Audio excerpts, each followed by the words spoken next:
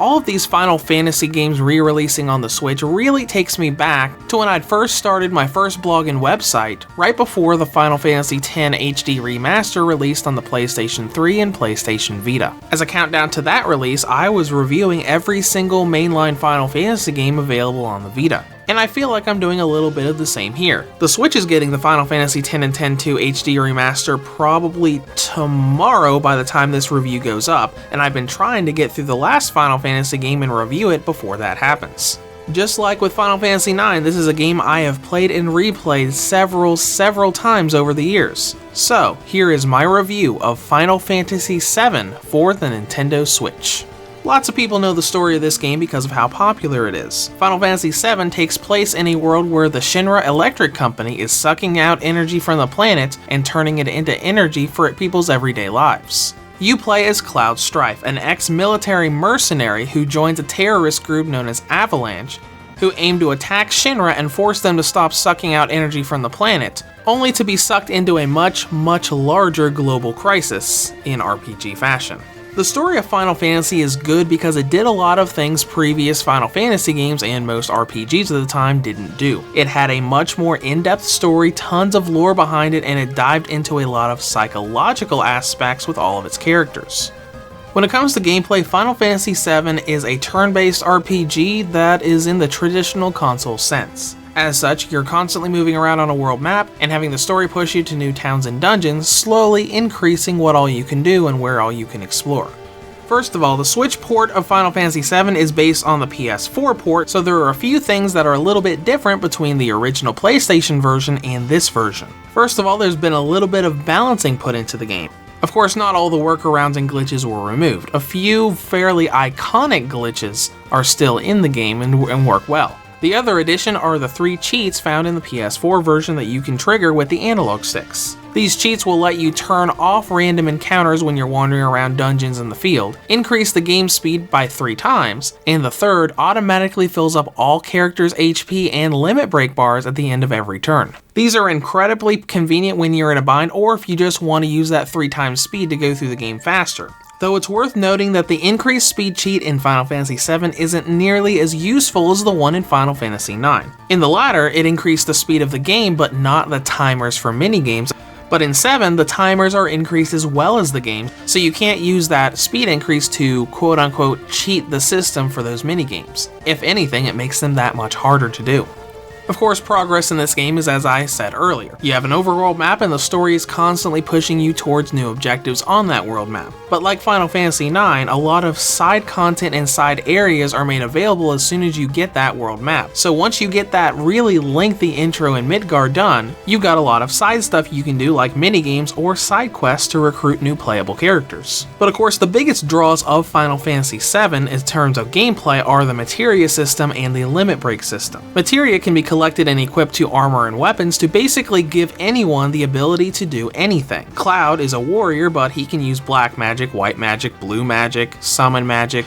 If there was a materia for it, anyone in the party could use it, and that was a really big deal because it allowed anybody to do pretty much anything. Previous Final Fantasies did have job systems where you could change up what you could do, or the Esper system in Final Fantasy VI where anybody could use magic. But this was one of the first times the series actually let anybody do anything, and having all of these skills as equipment was useful when the story changes up your party by default and you no longer have your main team.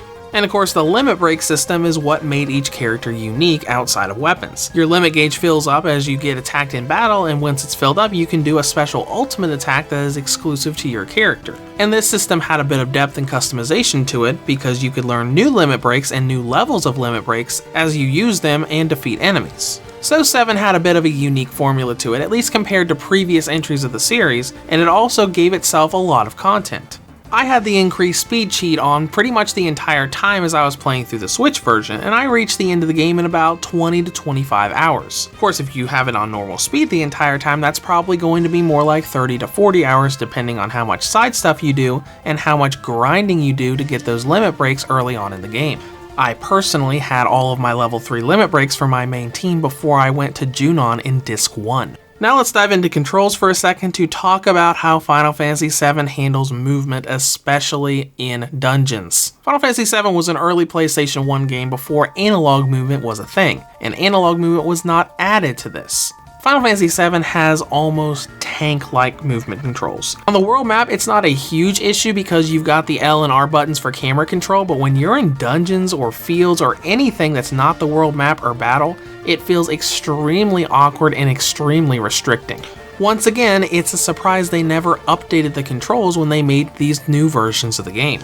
Then again, since the Final Fantasy IX Switch and Xbox version didn't have analog movement either, I guess this shouldn't be too surprising. Now let's talk about presentation, which I've got some ups and downs for. When this game first released, Final Fantasy VII basically used a polygon system for its dungeon movement. All the characters looked kind of like Legos, where hands were just little circular polygons, and arms were little thin cylinders that connected those polygons to other polygons that were the characters' bodies.